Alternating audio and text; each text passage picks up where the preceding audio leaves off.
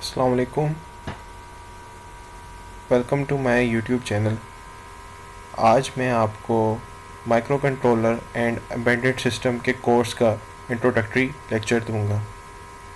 इस कोर्स के अंदर हम the AVR microcontroller and embedded system using assembly and C the second edition by Mohammad Ali Mazidi, ये किताब हम फॉलो करेंगे। आज के टॉपिक्स में हैं इंटरनल ऑर्गेनाइजेशंस ऑफ कंप्यूटर्स, इसके मुख्तलिफ पार्ट्स जिनमें इनपुट, आउटपुट, मेमोरी, CPU और बाद में फिर जो मुख्तलिफ पार्ट्स जैसे मेमोरी हो गई और पेरिफेरल्स में जैसे इनपुट्स एंड आउटपुट्स, उनके कनेक्शंस जो हैं CPU के किस तरह हैं और इसके अलावा कि कंप्यूटर वर्क कैसे करता है, इसके हवाले से बात करेंगे। सबसे पहले आ जाता है CPU। CPU stands for central processing unit. इसके अलावा मेमोरी जिसके अंदर आप डाटा स्टोर कर सकें। इसके बाद आ जाता है हमारे पास इनपुट एंड आउटपुट डिवाइसेस, इनको हम डिटेल में आगे डिस्कस करने जा रहे हैं। इनपुट डिवाइसेस के अंदर हमारे पास कीबोर्ड, माउस, सेंसर ये आ जाती हैं। बेसिकली आपने अपने कंप्यूटर को कोई भी इनपुट देनी है वो आप इन डिवाइसेस के थ्रू दे सकते हैं। इसके अलावा हमारे पास आउटपुट डिवाइसेस आ जाती हैं जिसमें LCD, प्रिंटर एंड एक्सेट्रा। जैसे कि अब मसलन अगर हमने कोई इनपुट दी है और उसको आगे प्रोसेस करता है हमारा कंप्यूटर, तो आउटपुट जो है वो हमें LCD के थ्रू मिल सकती है, यानी कोई हमें तस्वीर शो कर सकता है, हमें कोई वीडियो दिखा सकता है, या प्रिंटर के थ्रू कि कोई इन्फॉर्मेशन हमने टाइप किया और हम वो आगे अपने कंप्यूटर से रिसीव करना चाह रहे हैं हार्ड फॉर्म में, तो प्रिंटर वो हमें प्रिंट करके दे सकता है, एक्सेट्रा। आगे हम चलते हैं मेमोरी की तरफ। कोई भी चीज़ जो हमारा डाटा स्टोर कर सके और उसको रिटेन करे और जब हमें ज़रूरत पड़े तो हमें वो इन्फॉर्मेशन या वो डाटा रिकॉल करे, उसको हम मेमोरी कह सकते हैं। जैसे कि हमारी हार्ड डिस्क, आज के दौर में जो लेटेस्ट कंप्यूटर्स चल रहे हैं उनके अंदर हम सबको पता है SSD यूज़ होती है। SSD means solid state drive. इसके आगे हम मज़ीद इस पर बात करते हैं।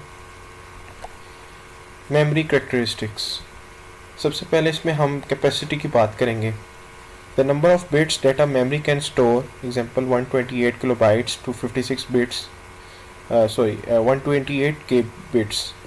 Basically bits क्या होता है? The smallest unit of data, उसको हम bit कहते हैं। इसके अलावा इसकी अगर organization की बात करें कि जो भी इंफॉर्मेशन आप स्टोर कर रहे हैं वो किस तरीके से ऑर्गेनाइज है और किन लोकेशंस पे ऑर्गेनाइज है। जैसे कि यहाँ पे आप एक टेबल देख सकते हैं, इसके अंदर 128/4 मेमोरी, जिसका मतलब ये है, यानी ये जो अभी मैंने आपको बताया इस मेमोरी का मतलब ये है कि इसके अंदर कुछ तकरीबन 128 लोकेशंस होंगी, 128 लोकेशंस, और हर लोकेशंस जो है वो 4 बिट्स की होगी, यानी तकरीबन 4 बिट्स की आप उसमें हर लोकेशन के अंदर जो है डाटा स्टोर कर सकते हैं। आगे चलते हैं एक्सेस टाइम की तरफ। एक्सेस टाइम क्या होता है? यानी कि डाटा को मेमोरी से कितनी देर में आप हासिल कर सकते हैं, ये कितनी देर में आप एक्सेस कर सकते हैं, इसको हम एक्सेस टाइम कहेंगे। अभी तक तो बहुत ही बेसिक हम टॉपिक्स बात कर रहे हैं। इसमें हम आगे मेमोरी को मज़ीद एलेबोरेट करते हैं। सेमीकंडक्टर्स और नॉन सेमीकंडक्टर्स।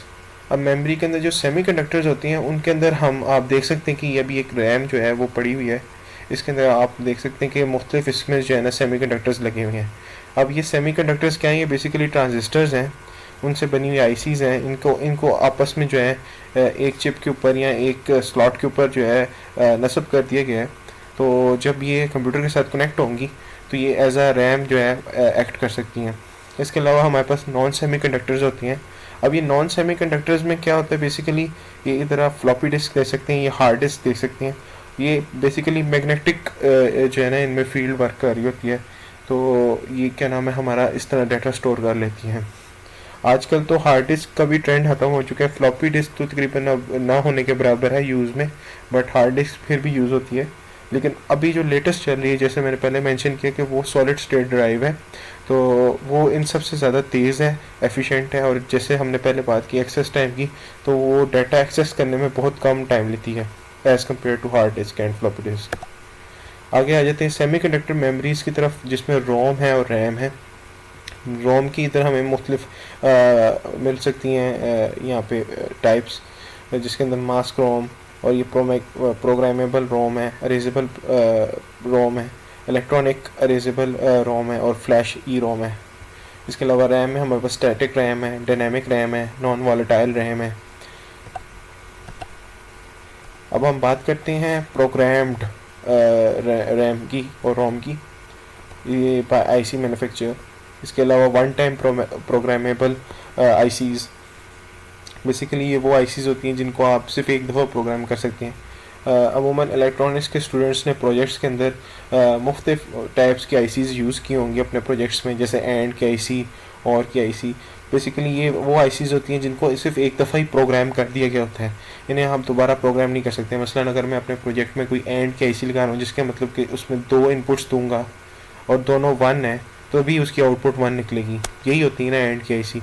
तो अब इसको मैं अगर कहीं किसी जगह पे चाहूँ कि यार ये एज आ और की आईसी काम करे तो वो नहीं करेगी, वो एंड की आईसी प्रोग्राम्ड हुई है तो एंड की ही वर्क करेगी। तो ऐसी आईसीज को हम वन टाइम प्रोग्रामेबल आईसीज भी कह सकते हैं। इसके अलावा अरेजेबल प्रोग्रामेबल आईसीज, इसके अंदर हमारे पास यूवी रेडिएशन आईसीज हैं, जिसके अंदर अगर आप इसके देख सकते हैं ये खाली जगह पे अगर हम इधर यूवी रेडिएशन मारेंगे तो इसका सारा डाटा अरेज हो जाएगा और इसको अरेज करने में तकरीबन 20 मिनट तक का वक्त दरकार होगा। ये नीचे इसका आपने डाटा शीट भी देख ली होगी।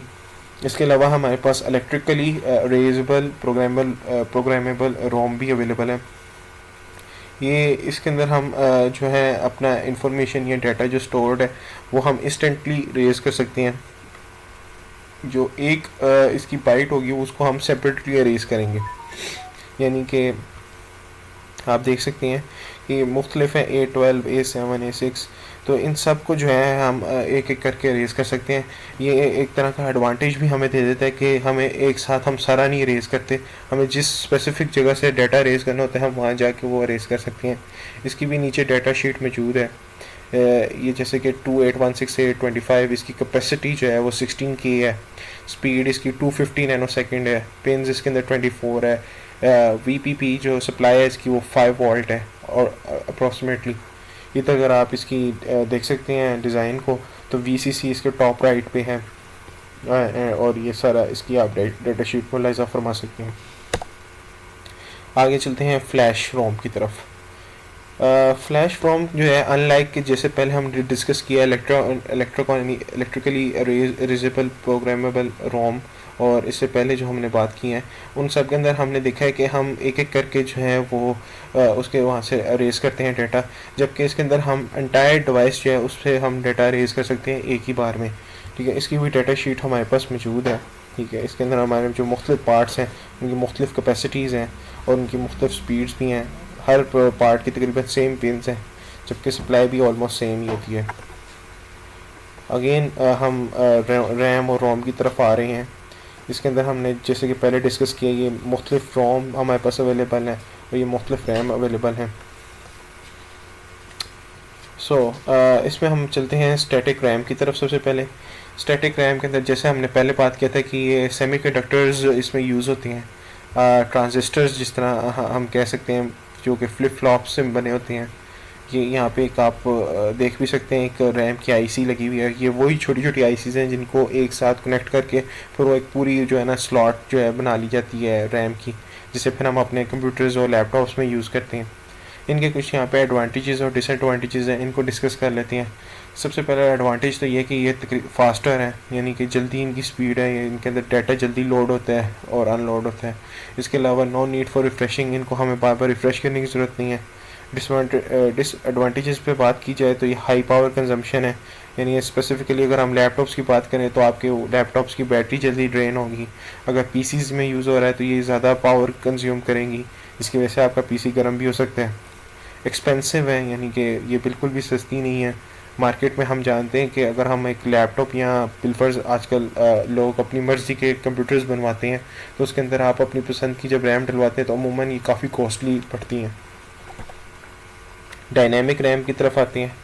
इसके अंदर जो है कैपेसिटर्स का इस्तेमाल होता है, इसके भी एडवांटेजेस और डिसएडवांटेजेस हम डिस्कस कर लेते हैं। लेस पावर कंजम्पशन, यानी as compare to previous one इसके अंदर पावर की कम कंजम्पशन है, चीपर है, यानी हमें सस्ती पड़ जाती हैं। इसके अलावा हाई कैपेसिटी है, इसके अंदर हम ज़्यादा से ज़्यादा डाटा वो हम रन कर सकते हैं। कुछ इसके डिसएडवांटेजेस हैं, उसमें सबसे पहले तो ये कि ये प्रीवियस रैम के बनस्बत स्लोअर है, यानी कि इसके अंदर डाटा लोड और अनलोड जो है वो कम स्पीड में होता है, और रिफ़्रेश इसके अंदर हमें नीडेड है, यानी कि इसको हमें बार बार रिफ़्रेश करना पड़ता है। नॉन वोलेटाइल रैम की तरफ चलते हैं। ये मेड ऑफ रैम है और बैटरी कंट्रोल और कंट्रोल सर्किटरी। इसके अंदर हम एडवांटेजेस और एडवांटेजेस की बात करें तो ये बहुत ही फास्ट है, और इसके अंदर हमें इन्फिनिट प्रोग्राम्स हम रन कर सकते हैं, अरे साइकिल, और नॉन वोलेटाइल है। जबकि डिसएडवांटेजेस इसका यही है कि ये महंगी है, यानी कोई भी चीज़ जो अच्छी परफॉर्मेंस दे रही है आज के दौर में वो सस्ती तो बिल्कुल नहीं होगी। टास्क्स की बात करें तो सीपीयू का जो टास्क होता है वो बेसिकली यही होता है कि आप उसे कोई सेट ऑफ इंस्ट्रक्शंस देती हैं, कोई प्रोग्राम देती हैं, कोई सॉफ्टवेयर देती हैं, और वो उस प्रोग्राम या सॉफ्टवेयर को रन करता है, और रन करके जो आपकी डिज़ायर आउटपुट होती है वो आपको शो करता है। यही काम है सीपीयू का कि ये आपकी हर किस्म के जो इनपुट है उसको प्रोसेस करता है और उसके मुताबिक आपको आउटपुट दे देता है। यहाँ तक तो सारी इन्फॉर्मेशन बहुत ही बेसिक है। इसकी अगर हम पिन आउट की बात करें तो आप ये देख सकते हैं ग्राउंड है, वीसीसी है, ठीक है, और आगे भी हम देख सकते हैं कि इसका कनेक्शन अगर हम सीपीयू के साथ करते हैं, यहाँ पे राइटिंग टू मेमोरी, यानी कि अगर आपने सीपीयू के अंदर कोई डाटा इनपुट करना है, को राइट करना है, तो उसका क्या तरीक़ेकार है। सबसे पहले आप उसको एड्रेस देंगे, ठीक है, उसके बाद फिर आप उसको डाटा देंगे, वो डाटा राइट कर देगा। और अगर आपने कोई डाटा रीड करना है तो सिमिलरली आप उसको एड्रेस देंगे और उससे वो डाटा वहाँ से रीड करवा लेंगे। Very simple. इधर आपको कनेक्शंस के बारे में बता रहा है कि आप एक सीपीयू के साथ कौन कौन सा कनेक्शंस कर सकते हैं, इनपुट्स और आउटपुट्स का। तो आप माउस कनेक्ट कर सकते हैं, कीबोर्ड्स वगैरह। सीपीयू के अंदर आपने अक्सर देखा होगा कि उसकी बैक के ऊपर मुख्तलिफ पिन आउट्स मौजूद होते हैं जहाँ पे आप अपनी डिज़ायर्ड डिवाइसेस को कनेक्ट कर सकते हैं बहुत आसानी से। पुराने ज़माने के अंदर माउस और कीबोर्ड्स की कोई तकरीबन 2-3 पिनें होती थी एक ही तार के अंदर, वो काफ़ी डिफ़िकल्ट होती थी कनेक्ट करना। आजकल जो है टाइप ए की जो यूएसबी है वही मोस्टली यूज़ होती है, जबकि जो अभी हमारे लेटेस्ट लैपटॉप्स हैं उसके अंदर टाइप सी केबल्स आ गई हैं, टाइप सी पोर्ट्स आ गई हैं। आप जस्ट अपना माउस या कोई भी हेडफोन है या कीबोर्ड है उसको आप उसके साथ कनेक्ट कर सकते हैं। इसके अलावा तो अब तो वायरलेस कीबोर्ड्स और माउस आ गए हैं जिनके साथ रिसीवर्स लगे होते हैं। आप अपना लैपटॉप के जो है उसके साथ वायरलेस माउस कनेक्ट कर सकती हैं, उसका जस्ट आप रिसीवर जो है उसके अपने लैपटॉप की जो टाइप ए पोर्ट है उसमें कनेक्ट कर दें। इसके अलावा अभी हम बात करेंगे कि सीपीयू की वर्किंग कैसे होती है। सीपीयू की वर्किंग यानी कि अमूमन हम जब लैपटॉप वगैरह यूज़ कर रहे होते हैं तो हमें ये बेसिक्स नहीं पता होती कि लैपटॉप के अंदर वर्किंग हो कैसे रही है, जो भी प्रोसेस जो भी सॉफ्टवेयर रन कर रहा है उसका बेसिक क्या है। बेसिक का भी हम आपको एक्सप्लेन करेंगे। सबसे पहले तो ये हमने जो हमारा सर्किट था वो हमने सीपीयू के साथ जोड़ दिया है। इसके अंदर हमारे पास एक एड्रेस बस है, एक डाटा बस है, कंट्रोल बस है जिससे हम रीड एंड राइट करेंगे। सबसे पहले आ जाए वही सर्किट है। अच्छा, ये हमारे पास टेबल बना हुआ है, इसके अंदर मुख्तलिफ एड्रेस है 0 1 2 3। अब इस एड्रेस में अगर हम कोई इन्फॉर्मेशन डाल देते हैं जैसे कि the logic circuit enables yes when address is between 0 and 15, right. सबसे पहले एड्रेस हम लिख देंगे इसमें बाइनरी में फ्रॉम 0 to 15, ये आप देख सकते हैं। इसके अलावा हमने जो है separate the fixed part of address, यानी कि जो भी जो फिक्स्ड पार्ट है उनको हम अलग कर लेंगे। Using a NAND design a logic circuit whose output activates when the fixed address is given to it. ये NAND गेट को हम डिज़ाइन कर रहे हैं और ये इजी वे है डिज़ाइनिंग करने का कि 1 1 यहाँ से आ जाएंगे और ये हमारा NAND गेट डिज़ाइन हो गया। अब हम CPU के अंदर की बात करेंगे कि CPU के अंदर क्या क्या मौजूद होता है। यानी वैसे तो हमें लगता है कि ये एक पूरा सेंट्रल प्रोसेसिंग यूनिट है जो हमारे सामने पड़ा होता है, लेकिन अभी हमने ये डिस्कस किया था कि इसके साथ हम जो पेरिफेरल्स हैं इसके, मसलन माउस कीबोर्ड वगैरह, उसके कनेक्शंस, उनके फ़ायदे, उनकी मुख्तलिफ इकसाम जैसे रैम और रोम की हमने डिस्कस किया। अब हम इंटरनली बात करेंगे कि CPU के अंदर क्या क्या मौजूद होता है। उसके अंदर हमारे पास सबसे पहले आ जाता है PC यानी प्रोग्राम काउंटर। ठीक है, प्रोग्राम काउंटर क्या होता है? बेसिकली ये एक साइकिल चलती रहेगी आपकी, ठीक है, एक साइकिल कंप्लीट होगी, 0 हो जाएगा, फिर एक साइकिल कंप्लीट होगी 1 हो जाएगा, फिर 2 फिर 3, मुख्तलिफ एड्रेसेस जो भी उसमें मौजूद होंगे वो हर साइकिल के बाद एड्रेस चेंज करते जाएगा और नेक्स्ट एड्रेस पे चलता जाएगा। इंस्ट्रक्शन डिकोडर बेसिकली अब ह्यूमन लैंग्वेज के अंदर जो है हम हमारी मुख्तलिफ है अंडरस्टैंडिंग। पीसी जो है वो बाइनरी यानी जो हमारा कंप्यूटर है वो बाइनरी लैंग्वेज समझता है। तो अब ये जो हमारी लैंग्वेजेस हैं ये मुख्तलिफ हैं, तो हमें एक बीच में इंस्ट्रक्शन डिकोडर चाहिए होगा जो उसको इंफॉर्मेशन को डिकोड करता रहे। इसके अलावा हमारे पास है अरिथमेटिक लॉजिक यूनिट, जिसे अमूमन हम मजाक में आलू भी कह देते हैं। तो बेसिकली ये इसका क्या लॉजिक है इस पर हम बात करेंगे। और रजिस्टर्स हैं हमारे पास। सो ये हमारे पास वही डायग्राम आ गई है। इधर हमने इंफॉर्मेशन पुट कर दी है जो हमारी एड्रेसेस हैं इनके आगे। इसके अलावा ये एक असेंबली लाइन हमारे पास मौजूद है। अब हम आपको ये एक साइकिल पूरी दिखाएंगे कि एक सीपीयू के अंदर इंफॉर्मेशन कैसे स्टोर होती है, कैसे रीड होती है, कैसे राइट होती है। चलें शुरू करते हैं।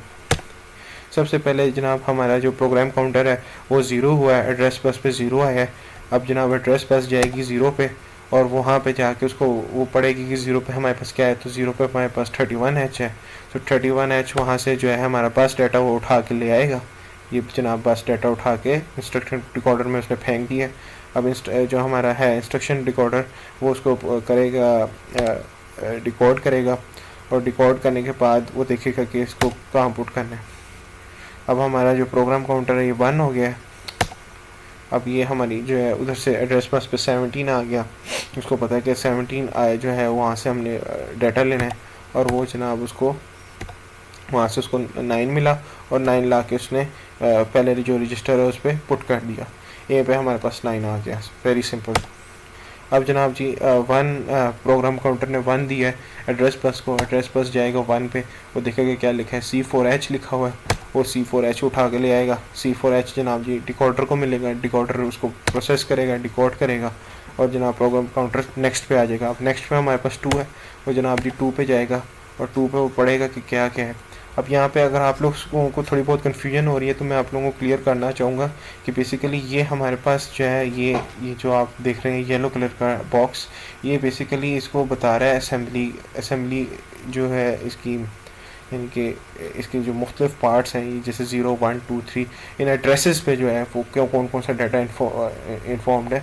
बाकी ये हमारे पास एक असेंबली लाइन है जो हमें साथ साथ बताती जाएगी ह्यूमन लैंग्वेज में कि ए में क्या है, बी में क्या है, ठीक है, ए में कौन सी इन्फॉर्मेशन पुट करनी है। ये सारी कोड ऑफ इंस्ट्रक्शंस हैं जिन्हें ये फॉलो कर रहा है।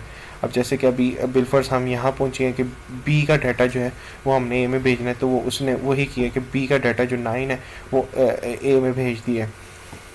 यानी बेसिकली ए का डाटा जो है जो कि हमने 9 स्टोर किया था वो बी में भेजना था, वो उसने बी में भेज दिया।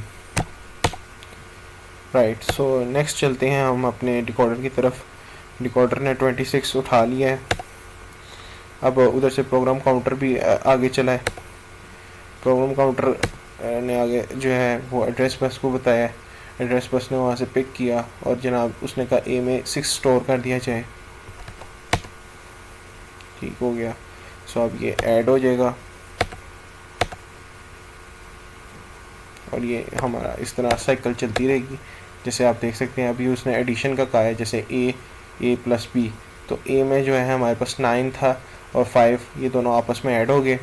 ठीक है, तो ये अरिथमेटिक लॉजिक यूनिट जो है इसने वो दोनों ऐड करके ये हेक्साडेसिमल लैंग्वेज में लिखा हुआ है, आप लोगों ने पढ़ी होगी बाइनरी, ऑक्टल और हेक्साडेसिमल। इसके अलावा डेसिमल जो आम हमारी होती है वो। तो ये इसके अंदर ये जो इस वक्त लिखा हुआ है ये बेसिकली 9 + 5 क्या होता है 14। तो हेक्साडेसिमल में 14 को हम कहते हैं। तो जो है यहाँ पे स्टोर कर दिया उसने। आगे साइकिल हमारी उसी तरह रन करती गई। ए आया, ठीक है, और आगे 7 जो है जब पहुँचा एड्रेस बस पे तो 7 हमारे पास एम्प्टी है। तो 7 को हम क्या करेंगे, ए में जो वैल्यू है वो हम स्टोर कर देंगे। तो ए में हमने अभी जो देखी थी वो उसने 7 में स्टोर कर दिया है। तो इस तरह हमारा ये जो है साइकिल कंप्लीट हो जाता है। जो भी हमें सेट ऑफ इंस्ट्रक्शंस मिले उसके अकॉर्डिंगली उसने डाटा स्टोर करता गया।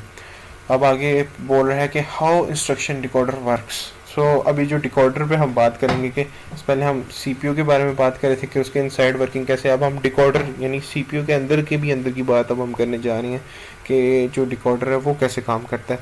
तो उसमें एक हमारे पास ऑपरेशन कोड होता है, एक हमारे पास ऑपरेंड होता है। तो ये बेसिकली इंस्ट्रक्शन है, ठीक है, और इन इंस्ट्रक्शंस के मुताबिक जो है वो चलता जाएगा।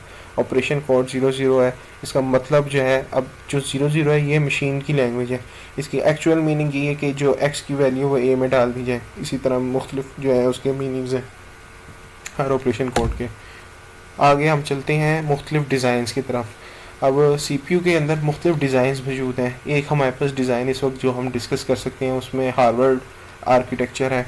अब ये हार्वर्ड आर्किटेक्चर के अंदर अगर आप गौर करें तो जो कोड मेमोरी है और जो डाटा मेमोरी है वो CPU से अलग अलग है, यानी दोनों आपस में सेपरेट है, ये आपस में कनेक्टेड नहीं है। लेकिन कोड का हम कोड मेमोरी के देखें तो उसकी डाटा बस चलती है और CPU को कनेक्ट होती है। इसी तरह डाटा मेमोरी की जो डाटा बस है वो भी जाके CPU से कनेक्ट होती है, ये आपस में इंटरकनेक्टेड नहीं है। इसी तरह एड्रेस बस, इसी तरह कंट्रोल बस आप देख सकते हैं।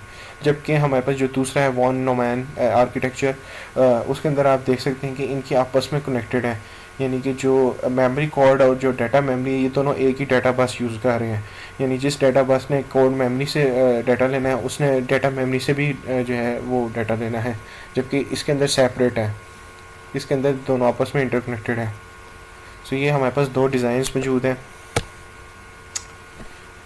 सो ये यहाँ तक तो हमने चैप्टर 0 कंप्लीट कर लिया है। अब हम नेक्स्ट जो है वो हम डिस्कस करेंगे चैप्टर 1। सो अब हम डिस्कस करने जा रहे हैं चैप्टर 1, जिसमें हम सबसे पहले बात करेंगे कंप्यूटर हिस्ट्री की। जो बेसिक हिस्ट्री है कंप्यूटर की, जो कि मैं समझता हूँ कि हर जो कंप्यूटर और इलेक्ट्रॉनिक्स से रिलेटेड स्टूडेंट है उसको पता होनी चाहिए। सो इसके अंदर भी सेम बुक है और हम उसी को लेकर चलेंगे। So computer history, vacuum tube computers. So basically जब कंप्यूटर्स अपनी अर्ली स्टेजेस पे थे डेवलपमेंट के तो उस वक्त वैक्यूम ट्यूब्स का इस्तेमाल होता था। अब बेसिकली आप लोग अपनी यहाँ पे हमारी जो स्लाइड्स हैं इसके अंदर आप ये तस्वीरें देख सकते होंगे कि ये ट्यूब्स पड़ी हुई हैं, ये बेसिकली वैक्यूम ट्यूब्स होती थी और ये यूज़ होती थी प्रोसेसर्स के लिए।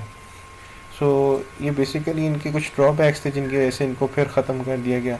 यहाँ पे कुछ आपको इन्फॉर्मेशन भी दी जा रही होगी कि vacuum tubes at 300,000 I think इतना वाट्स जो है वो इस्तेमाल कर रही है। तो काफ़ी ज़्यादा हाई वोल्टेज के ऊपर ये यूज़ होती थी। तो जब इतने वोल्टेज के ऊपर ये यूज़ होती थी तो ये गर्म हो जाती थी, एंड ऑफ कोर्स ये शीशे की बनी हुई थी तो ये वो जो है बस्ट कर जाती थी। तो ये काफ़ी मतलब ख़तरनाक होती थी और ये बार बार चेंज करनी पड़ती थी। तो अब डेली टू डेली रूटीन में कंप्यूटर्स को इस्तेमाल करना बहुत मुश्किल होता था। सो वैक्यूम ट्यूब कंप्यूटर्स के बाद जो सेकंड जनरेशन आई जो फ्रॉम 1956 से शुरू हुई, तो उसमें ट्रांजिस्टर्स का इस्तेमाल शुरू किया गया। सो ट्रांजिस्टर्स की जहाँ तक बात की जाए तो ये काफ़ी मतलब बड़े कंप्यूटर्स होते थे, यानी आधे आधे कमरे लोगों के जो हैं वो इन कंप्यूटर्स को सेट करने में निकल जाते थे। तो आज के ज़माने में अगर आप हमारे लैपटॉप्स और पीसीज़ को देखें तो आप इंसान हैरत ज़्यादा हो जाता है कि कहाँ से हम शुरू हुए थे डेवलपमेंट करना और आज हम किस मकाम पे आ गए हैं। आई थिंक जितना ये मतलब पूरा कमरा घेर रही हैं, आई थिंक इससे 1000 गुना छोटा पीसी जो है इनसे मैं समझता हूँ लाखों गुना बेहतर ऑपरेशंस कर सकते हैं। तो डेवलपमेंट की यही खूबसूरती है, हम बेहतर से बेहतर जो है टेक्नोलॉजी जो है हासिल करते जा रहे हैं। सो ट्रांजिस्टर कंप्यूटर्स के बाद जो थर्ड जनरेशन आई वो थी इन्वेंशन ऑफ आईसीज़। सो बेसिकली पहले ये होता था कि बहुत सारे जो ऑपरेशंस होते थे वो मुख्तलिफ ट्रांजिस्टर्स को यूज़ करके होते थे, तो उनको जब बिल्कुल स्क्वीज़ करके एक आईसी में फ़िट कर दिया गया तो उससे हमारी काफ़ी ज़्यादा जो है वो बचत भी होगी, जगह की बचत भी होगी और प्रोसेसेस भी तेज़ हो गए। सो यहाँ पे आप देख सकते हैं IBM 360 मेड बाय आईसीज़ 1964, ये तस्वीर आप देख सकते हैं जिसके अंदर पीसीज़ छोटे होने शुरू हो गए। So first microprocessor and microcontrollers. So इसमें हमारे पास आ जाता है TI-TMS-1000। इनकी तस्वीरें भी आपके सामने मौजूद होंगी, इनको आप मुलाहिज़ा फरमा सकते हैं। इसके अलावा इंटेल की तरफ से 4040 और मोटरोला एक काफ़ी मशहूर कंपनी है मोबाइल फ़ोन्स की, उनका प्रोसेसर था माइक्रो प्रोसेसर 6800।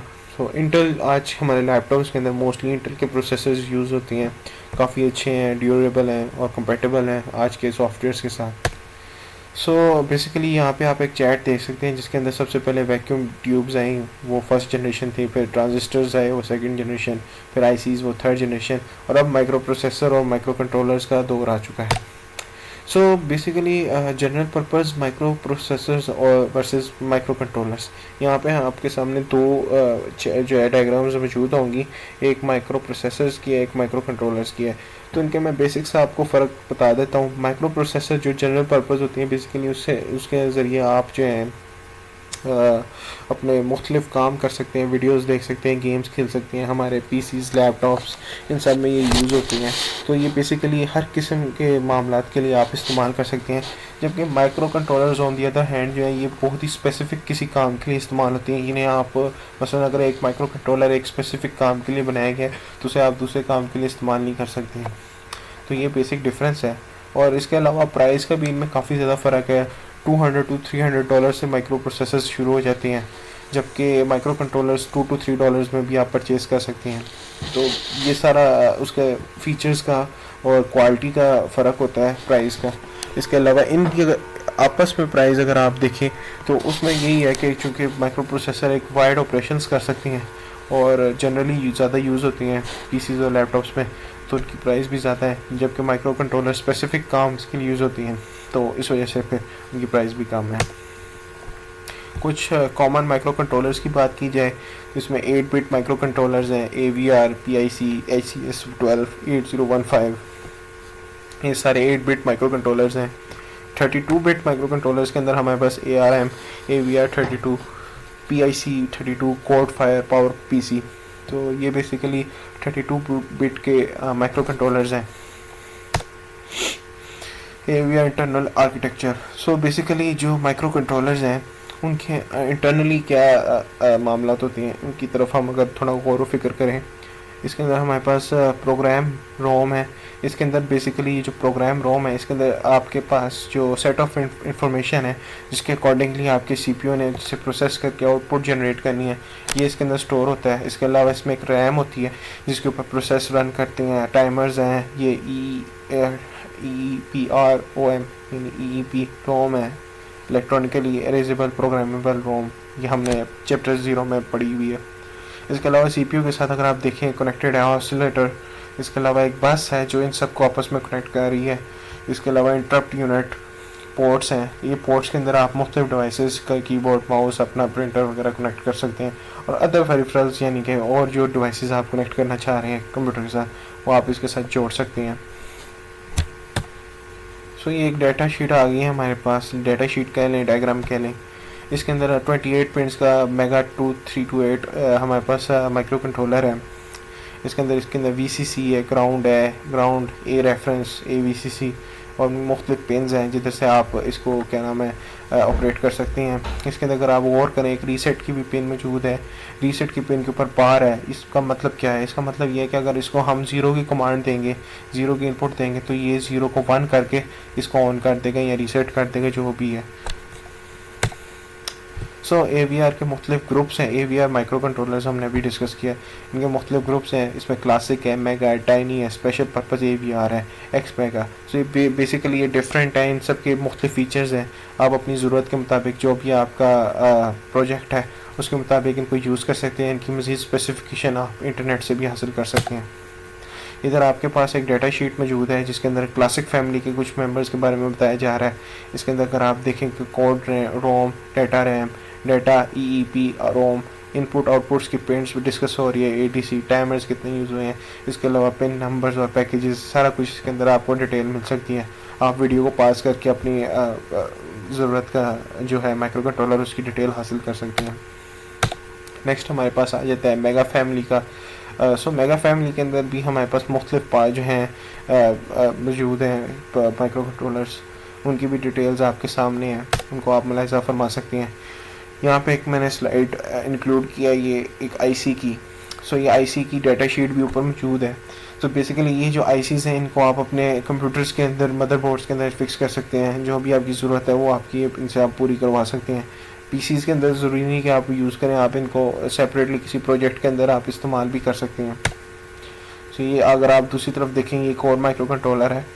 ये बेसिकली माइक्रो कंट्रोलर्स जो हैं इनको ज़रूरी नहीं होता कि आप PCB के अंदर ड्रिल करके फ़िक्स करें। इनको आप किसी भी तरह जो अमूमन जो कॉमन प्रैक्टिस है वो यही होती है कि इनको आप जो है हीट करके जो है ना पेस्ट कर सकते हैं। इनके नीचे एक ख़ास किस्म का लिक्विड लगता है और उसके बाद ये फिर पेस्ट हो जाती है और वर्किंग स्टार्ट कर देती है। सो ये TSSOP SOIC ये दो मुख्तलिफ ICs हैं, इनकी डायग्राम्स मौजूद हैं। So next we have the some members of the tiny family. Again जो डिफरेंट ग्रुप्स हैं उनके अंदर एक टाइनी फैमिली भी हमारे पास मौजूद है। इसके अंदर भी आपको इसकी डिटेल्स मौजूद हैं, इनको आप मुलाजा कर सकते हैं। Some members of special purpose family.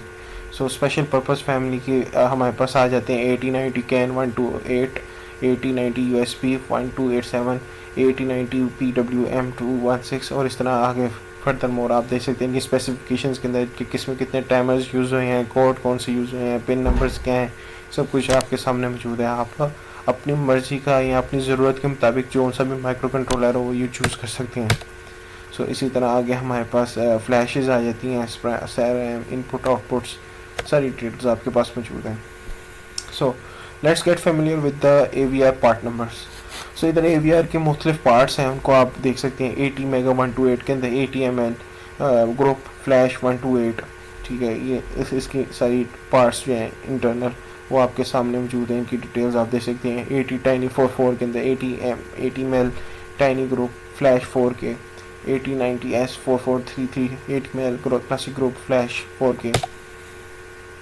ये कुछ रेफरेंसेस हैं जो मैंने अपनी स्लाइड्स यूज़ करने के लिए बनाए हैं, आप इनको जाके विज़िट कर सकते हैं और मज़ीद इन्फॉर्मेशन भी हासिल कर सकते हैं। सो अभी तक के लिए इतना ही था। होपफुली आपके लिए ये वीडियो इन्फॉर्मेटिव रही होगी। इसके अलावा अगर आपको कोई भी कन्फ्यूजन हुई हो या किसी किस्म की भी मज़ीद हेल्प चाहिए हो तो बिला झिझक कमेंट कर दीजिएगा और मैं इंशाल्लाह वक्त निकाल के आप लोगों को रिप्लाई कर दूँगा आपकी उस प्रॉब्लम के सलूशन के साथ। अपना बहुत बहुत ख्याल रखिएगा। खुदा हाफिज़।